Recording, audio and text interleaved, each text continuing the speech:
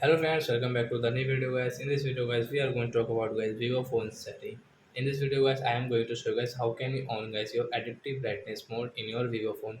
Means guys auto brightness mode guys you want to on in your Vivo phone, so guys you can on it. And guys now let's see how to on auto brightness mode in our Vivo phone. In this video guys, I am going to show you.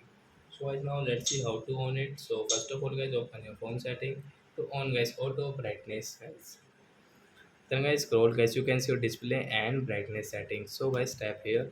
Then guys you can see guys your adaptive brightness means auto brightness. So guys you can see guys after on guys you can see guys brightness automatic decrease because guys I am inside guys.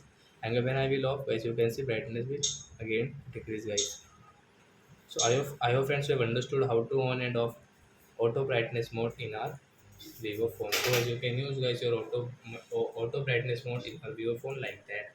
So I hope friends you have understood. So that's it guys. Thanks for watching. So guys now we will meet on next video. Bye bye friends.